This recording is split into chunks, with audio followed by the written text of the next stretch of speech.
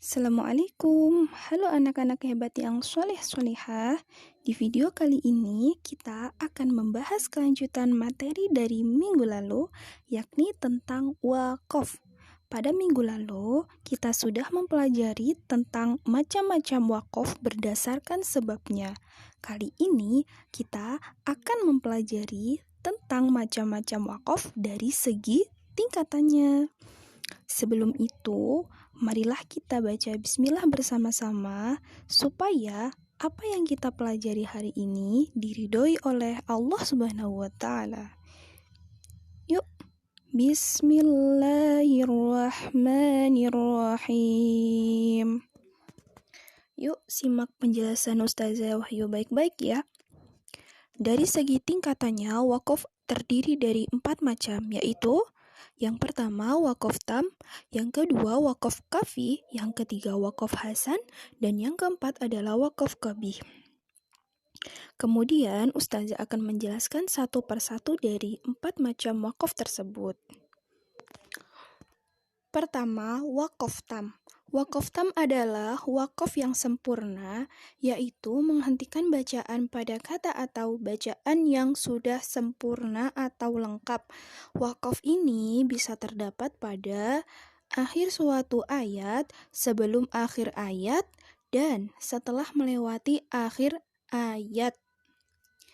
Nah, contohnya pada akhir suatu ayat, yakni seperti wakaf pada kata atau pada lafal Ar-Rahim dalam ayat Bismillahirrahmanirrahim. Contoh lainnya juga ada dalam ayat Iyyaka na'budu wa iyyaka nasta'in.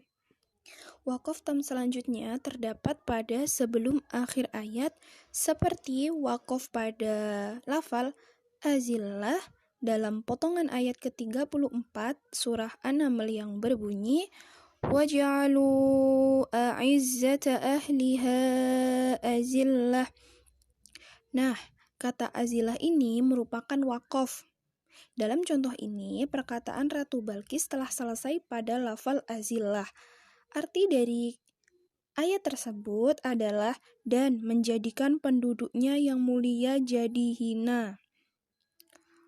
Untuk lafal selanjutnya, wa kadzalika yaf'alun, itu merupakan kalimat baru yang berarti ya atau yang memiliki arti dan demikian yang akan mereka perbuat.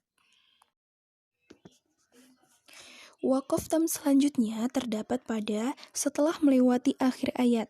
Perhatikan surat As-Saffat ayat 137 sampai 138 yang berbunyi wa innakum latamurruna 'alaihim musbihina wa bil-lail afala ta'qilun. Kenapa berhenti pada kata wabillail? Karena kata wabillail mengandung arti yang menyambung pada ayat sebelumnya, yakni pada ayat 137. Arti dari wa innakum latamurruna 'alaihim musbihina wabillail adalah dan sesungguhnya kamu penduduk Mekah benar-benar akan melalui bekas-bekas mereka pada waktu pagi dan pada waktu malam. Wabillail artinya pada waktu malam. Jadi ini merupakan satu kalimat yang tidak bisa dipotong. Itulah mengapa wakaf atau berhenti pada kata wabillail. Untuk kata atau kalimat afala ta'qilun itu merupakan kalimat baru yang mengandung arti maka mengapa kamu tidak mengerti. Jadi pada ayat di atas atau pada ayat tersebut baru sempurna ketika berhenti pada lafal wabillail. Wakaf yang kedua adalah wakaf kafi. Kafi artinya cukup. Wakaf kafi berarti berhenti pada kata yang tidak ada hubungan secara lafal dengan kata sebelum atau sesudahnya, tetapi dari segi arti masih ada hubungannya.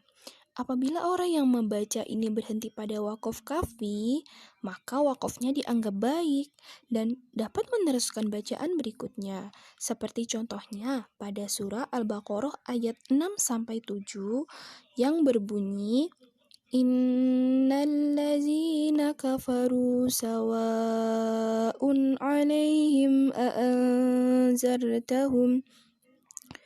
أأنذرتهم أم لم تنذرهم لا يؤمنون. Nah, kata la yu'minun ini merupakan waqaf kafi, berhenti atau cukup. Nah, kita boleh melanjutkan bacaan mulai dari khatamallahu ala qulubihim. Nah, karena kedua lafal ini tidak ada hubungan secara kata atau lafzi, jadi boleh saja berhenti. Tetapi antara ayat 6 dan 7 ini masih berhubungan secara makna atau arti, yakni Allah menjelaskan tentang orang-orang kafir. Yang ketiga adalah waqaf hasan. Hasan artinya baik secara ilmu tajwid. Waqaf ini terdapat pada kata yang telah sempurna secara makna dan lafal.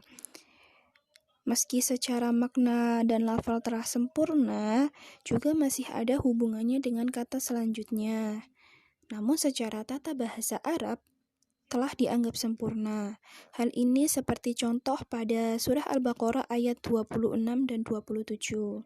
Nah, pada ayat 26 ini yang berbunyi وَمَا يُضِلُّ بِهِ إِلَّا الْفَاسِقِينَ. Nah, berhenti pada lafal al-fasiqin. Secara kata, lafal tersebut masih ada kaitan dengan ayat berikut ini atau ayat setelahnya, yakni ayat 27 yang berbunyi allazina yanquduna ahdallahi min ba'di mitsaqihi. Nah, jika orang yang membaca Al-Quran berhenti di lafal tersebut, maka wakafnya disebut hasan karena sudah dianggap sempurna secara tata bahasa Arab. Nah, dilihat dari makna atau arti dari ayat 26-27 ini masih berkaitan. Nah, pada kalimat wa ma yudhillu bihi illal fasiqin berarti yang artinya tetapi tidak ada yang dia sesatkan dengan perumpamaan itu selain orang-orang fasik. Selanjutnya pada ayat 27, yaitu orang-orang yang melanggar perjanjian Allah setelah perjanjian itu diteguhkan. Jadi ayat terakhir dari ayat 26 ini atau kalimat terakhir pada ayat 26 surah Al-Baqarah ini masih berkaitan maknanya atau lafalnya dengan ayat 27. Waqaf yang keempat adalah waqaf qobih. Qobih artinya buruk. Sedangkan secara ilmu tajwid, yakni berhenti pada kata tertentu padahal susunan kalimat pada ayat tersebut belum sempurna secara maknanya, sehingga dapat meragukan dan mengaburkan arti yang sebenarnya. Nah, contoh berikut ini adalah pada surah Al-Ma'un ayat 4 dan 5 dan surat Az-Zariyat ayat 56. Nah, pada surat Al-Ma'un berbunyi, jika dibaca atau berhenti pada al-musallin, fawailul lil musallin, maka akan mengacaukan arti dari yang sebenarnya. Nah, harusnya dilanjutkan pada ayat selanjutnya. Fawailul lil musallin allazina hum an salatihim sahun. Nah, arti dari ayat ini adalah maka celakalah orang yang sholat, yaitu orang-orang yang lalai terhadap sholatnya. Jadi sempurna ini artinya jika digabungkan atau diteruskan pada ayat keempat dan kelima. Sama seperti halnya surat Az-Zariyat yang berbunyi وَمَا خَلَقْتُ الْجِنَّ وَالْإِنسَ إِلَّا لِيَعْبُدُونَ. Nah, ketika kamu membaca berhenti pada wal insan, maka dapat mengubah artinya. Nah, seharusnya dilanjutkan sampai liya'budun. Arti dari wa ma khalaqatul jinna wal insa illa liya'budun adalah Allah tidak menciptakan jin dan manusia melainkan agar mereka beribadah kepadaku. Hukum wakaf qabih ini yakni terlarang kecuali dalam keadaan terpaksa atau darurat. Demikianlah tadi penjelasan mengenai macam-macam wakaf dari segi tingkatannya. Semoga kalian mampu mempelajari lagi dan mampu memahami apa yang sudah saya sampaikan. Jangan lupa belajar, jangan lupa murojaah, jangan lupa rajin ibadah ya. Semoga Allah memberikan ridhonya kepada kita semua dan semoga ilmu yang kita dapatkan hari ini bermanfaat dan barokah. Amin amin ya robbal alamin. Selanjutnya, terima kasih. Wassalamualaikum warahmatullahi wabarakatuh.